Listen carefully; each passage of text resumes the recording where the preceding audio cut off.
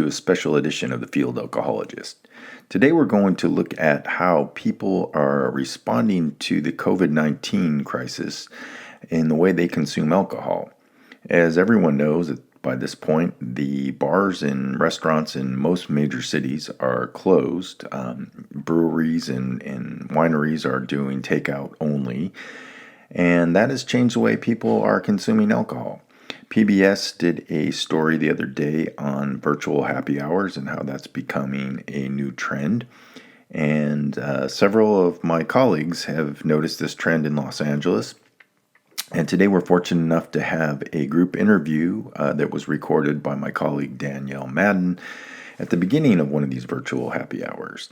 So she asked some pretty good questions about how people are drinking and how this epidemic or pandemic has changed the way people are consuming alcohol and what the lasting effect of that might be.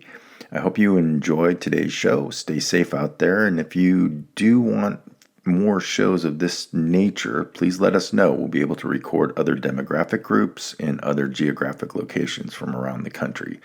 Again, thanks and stay safe. I'm going to ask you some questions about our virtual drinking experience in the age of Corona. So first, how did we all come up with this idea to meet together?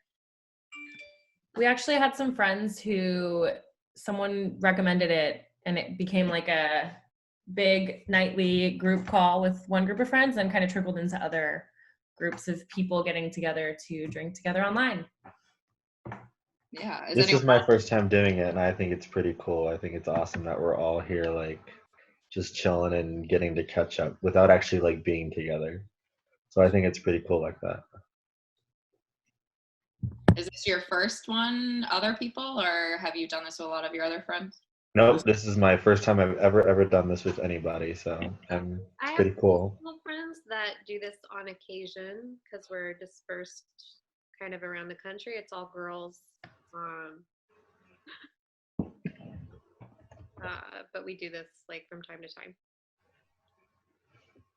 time. So I actually was invited by a friend who he like owns a company that they Zoom all of the time and they have these gatherings, and we kind of just talked about it in a group in GroupMe actually, which is an app where you can like create groups so that you talk with people. And so it kind of compounded from there where everyone was like, yeah, this sounds like a great idea. And we all joined in on this group Zoom thing, and it became something that we did regularly. Yeah, I mean, you were one of the first people, actually, two of you, Ashley and Whitney, that I heard were doing it with the regular meeting rooms, and people could join whenever they wanted to at a scheduled time at night.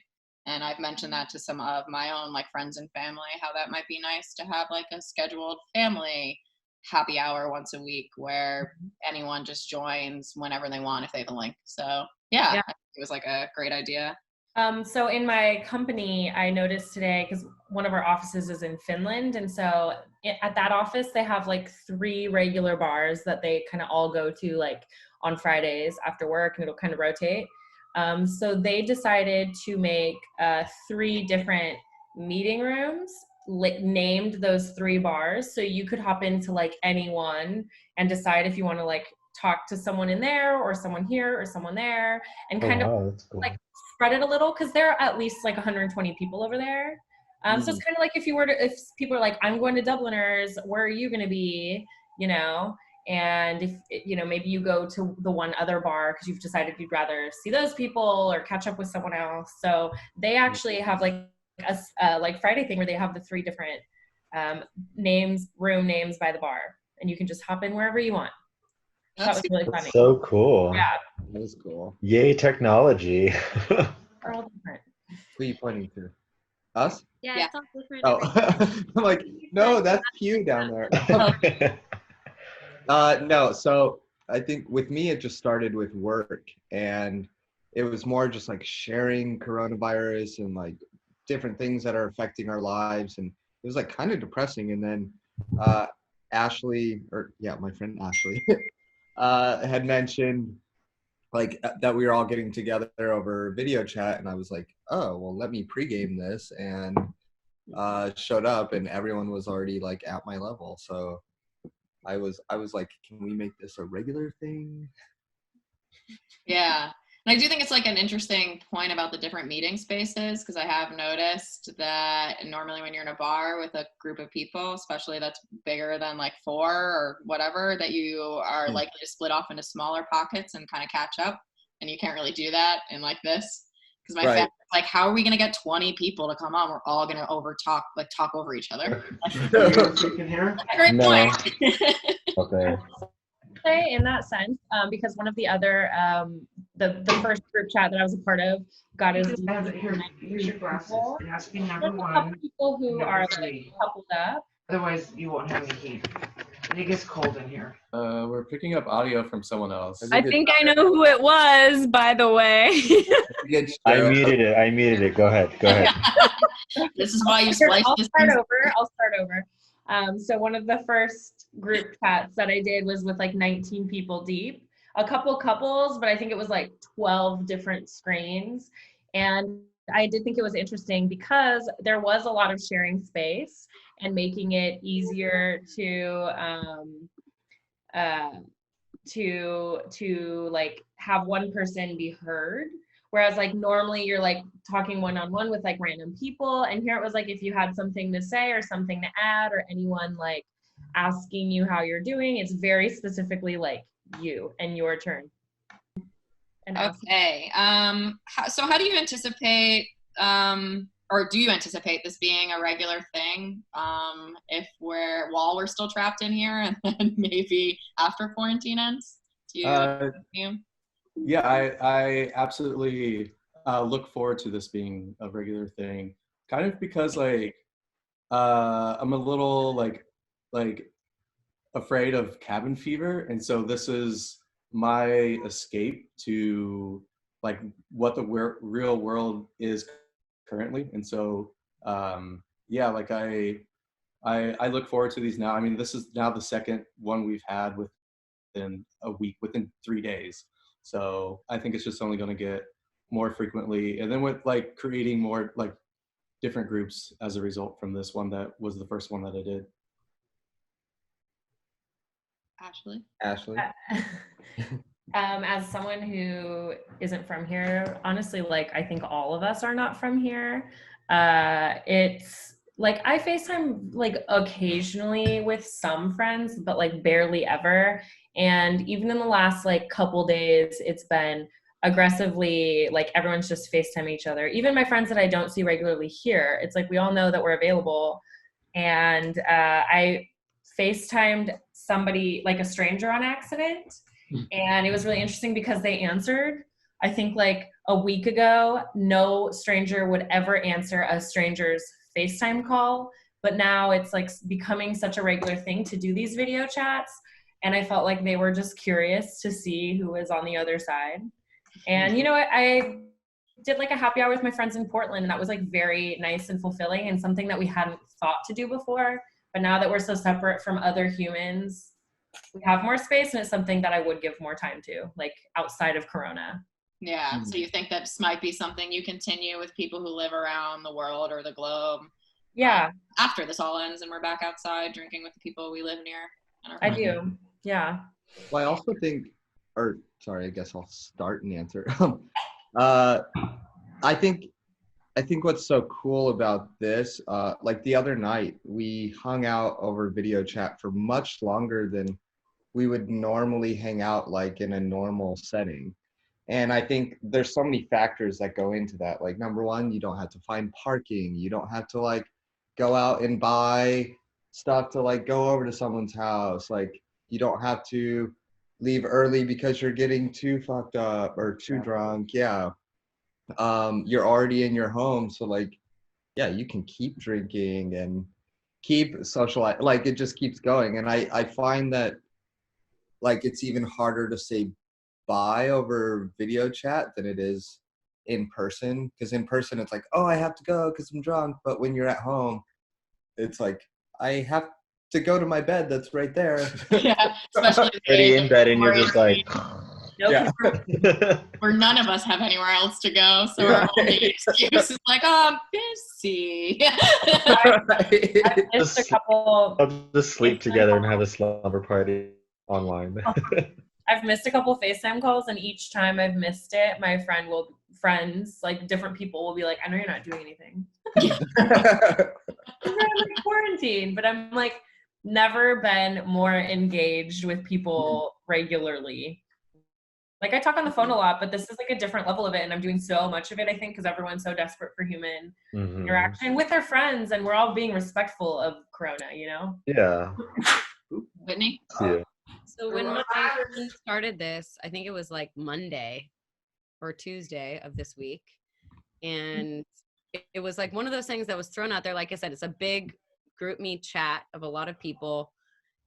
Everyone tuned in. Literally, like everyone that could possibly tune in from that chat was there. And it was like kind of one of those things, like we don't see each other that much. A lot of us live in different places now. We've been all friends for like 8 years. And some of us have kids now and just work. Like we don't see each other as much as we used to when we all became friends.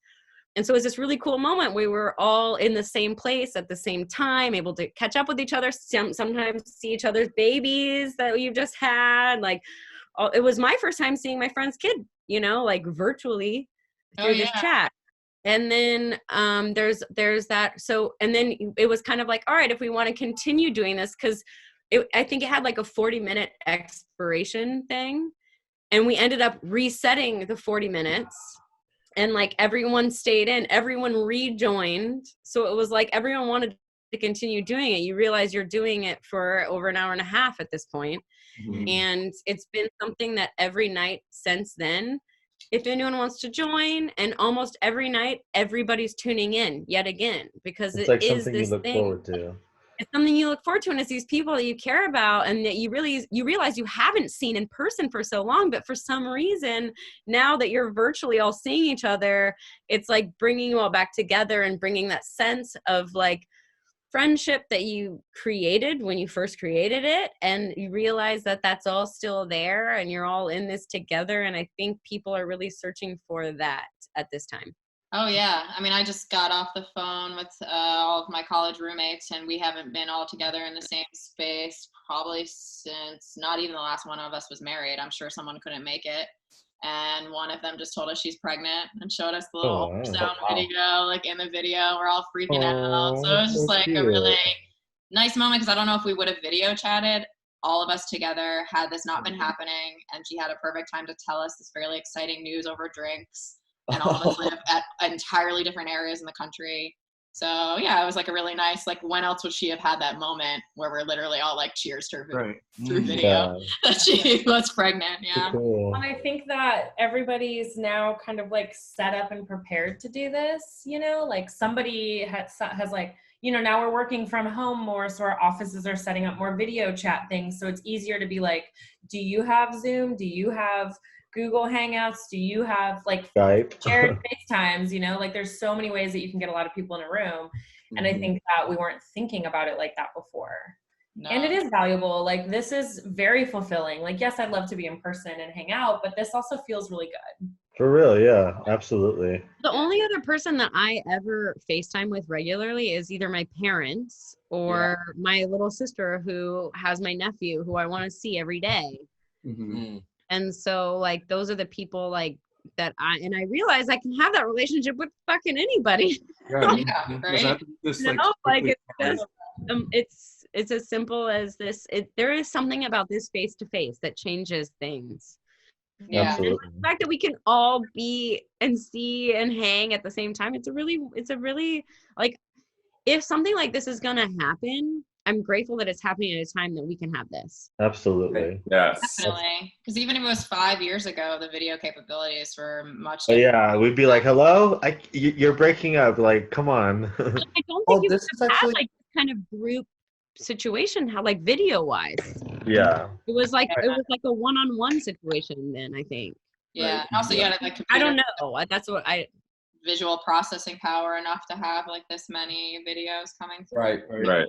Too. Yeah. Well, what I've learned from this call just really quick is like, I think this like whole, I didn't know that you guys like actually set up a time every day that people could join or not join. And like, this is my first time hearing about that, but I think like what it makes me think about is like fireside chats, like what it used to be back in like the 60s, right? When we first got like TVs or whatever. And it was like, you would see the president on TV and it became this like connection to something outside of you. And like this, like, but we're doing it in like a micro way, I think, with our communities, like building communities in a completely different way.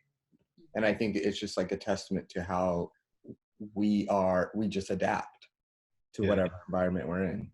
Mm-hmm. Well, yeah, I mean, because humans are social beings, right? And that's one of the things, like for me, on the 36th hour, I realized I hadn't been home that long, that many hours. Like I would just realize how much I'm on the go all of the time and how social I am, you know? And I think, I mean, we are as a species, social beings, but like it did make me, when I realized I had nowhere to go and that there was nowhere I could really go within that first like 48 hours, it was just like not such a terrible thing, but it was just like, okay, like, but where do we go from here? But then it was almost like I didn't even have to wonder or wait because this has opened up that door. Yeah. You know? It does make me think of like those regulars that you have that do show up to a neighborhood watering hole or bar that maybe don't necessarily have a good social network of people they hang out with otherwise, because that's their social connection. And now they don't really have that. And it does make me feel like pretty, you know, like sad for the people who are more isolated that really do use, you know, like the drinker that drinks maybe a little too much, that just goes to the bar like every day. But really, like, where are they right now and who are they talking to? And yeah. Good point. Yeah.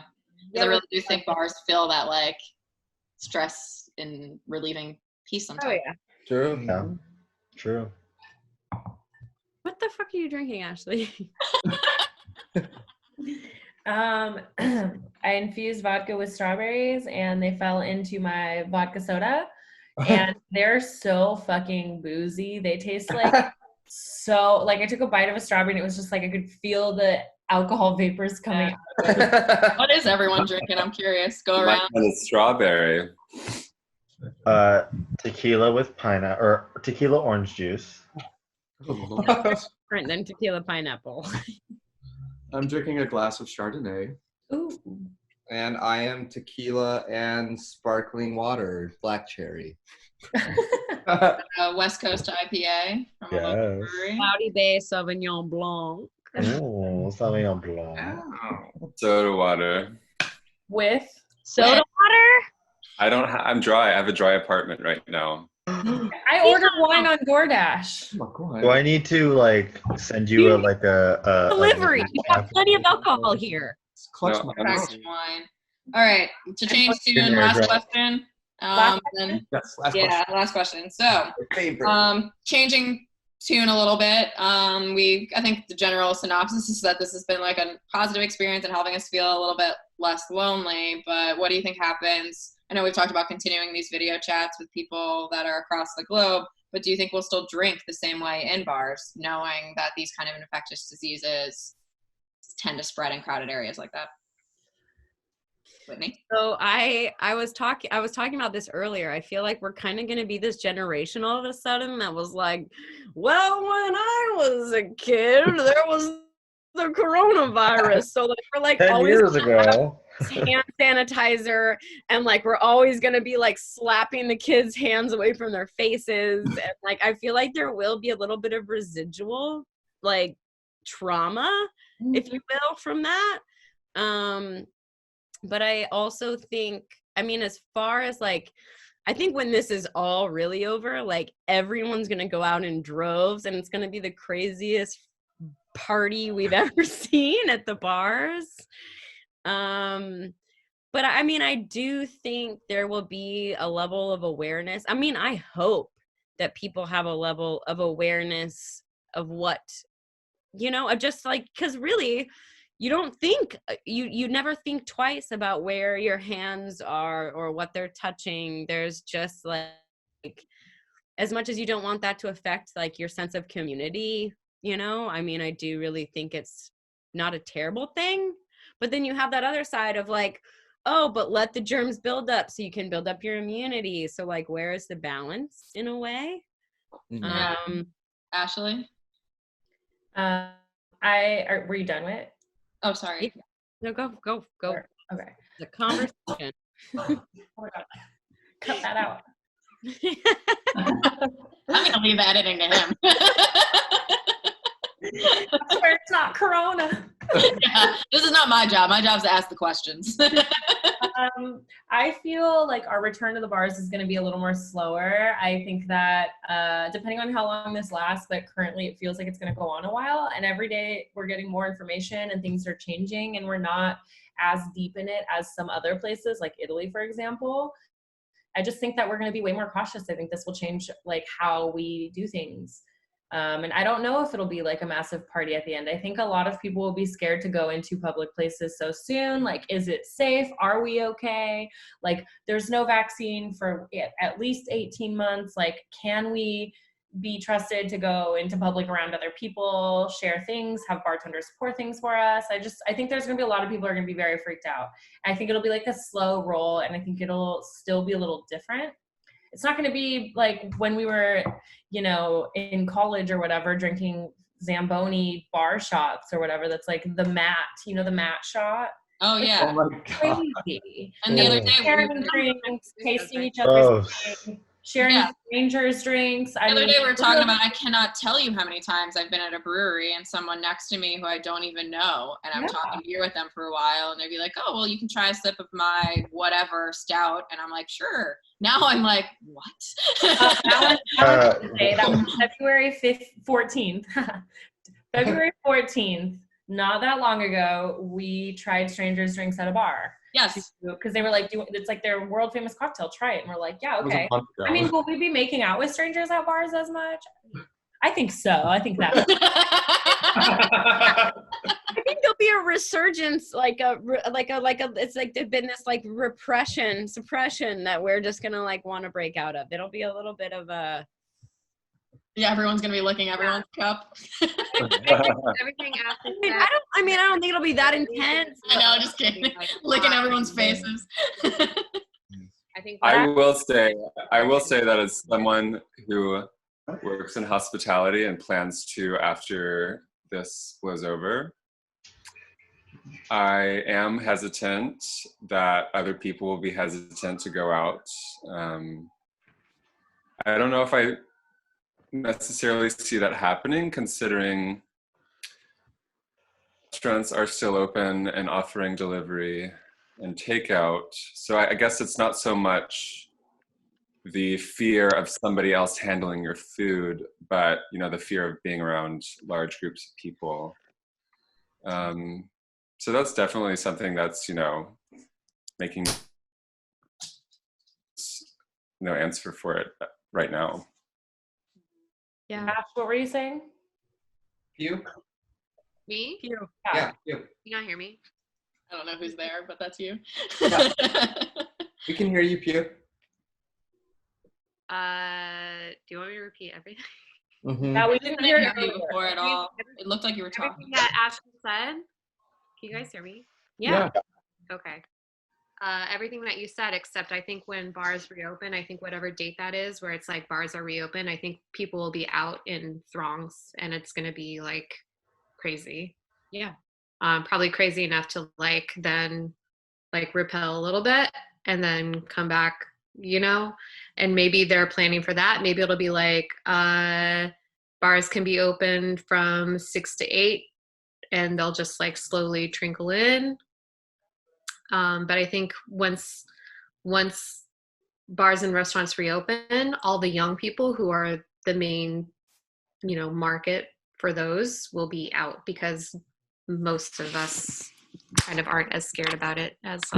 I agree. I think older people will take some time before they